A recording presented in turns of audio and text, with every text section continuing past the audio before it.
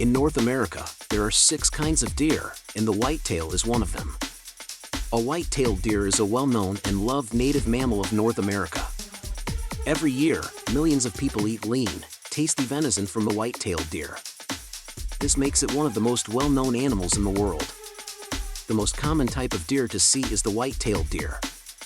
The white-tailed deer is the most common and widespread big-game animal in the world. It can be found from the middle of Canada to the southern tip of Mexico, Central America, and even the north of South America. Estimates say that there are 30 million white-tailed deer in the United States, and that's not even taking into account the different subspecies. They can also be found in Mexico and the north of South America. They are very good at adapting to new environments and have been successfully brought to Finland and other places in Northern Europe. People from these places live in both wet and dry places, as well as grasslands, rainforests, arid scrublands, and mountains.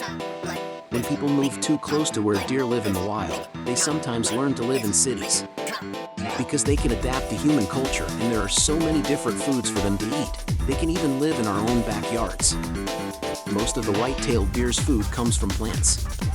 White-tailed deer eat grasses, legumes, leaves, and forbs as their main foods. They eat plants and spend most of their time looking for food. They look for food at night, when predators are less likely to see them. Deer have a coat that does 2 things: keeps them warm and keeps predators from seeing them.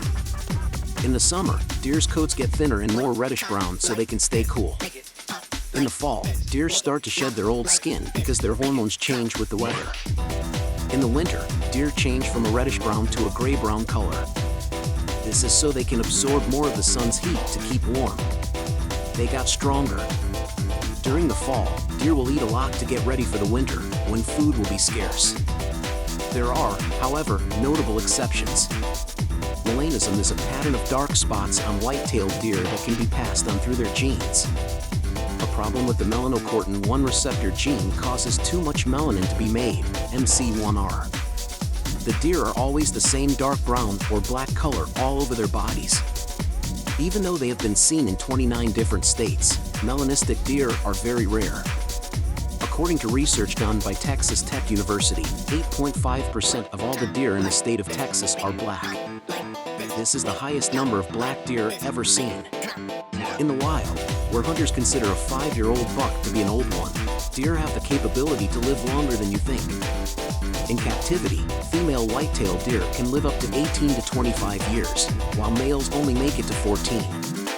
Most white-tailed deer, especially males, don't start mating until their 2nd year, and even then, they rarely do it before that.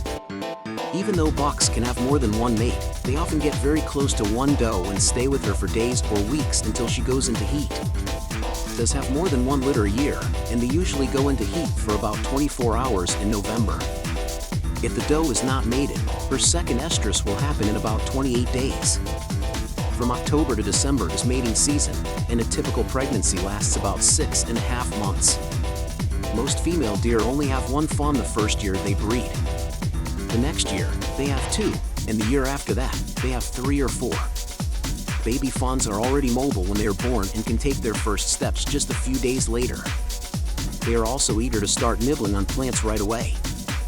Most deer families have a dominant doe, other adult does, their young, fawns, and sometimes even related bucks who are 1.5 years old. There is a dominance hierarchy within each family unit and also between family units that share territories. This is similar to how deer do it. The most powerful families usually take the best food and shelter in their territory, while the next most powerful families take the next best, and so on, until everyone has found their own special place. No matter how good or bad the habitat is, there isn't enough food after a certain number of deer. Families often share the same food source, but if another family comes along and tries to eat from it, these families will often defend their turf.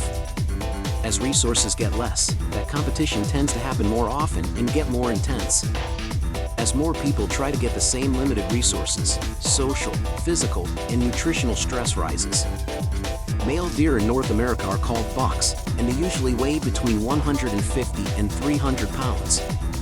However, mature bucks weighing more than 180 kilograms, 400 pounds, have been seen in Minnesota, Ontario, and Manitoba, which are the species' northernmost native ranges. Most people can see 3 colors, but deer can only see 2, blue and yellow. While oranges and reds stand out so much to humans, deer have a hard time telling them apart. During hunting season, it makes a lot of sense to wear caps and clothes in deer hunter orange as a safety color.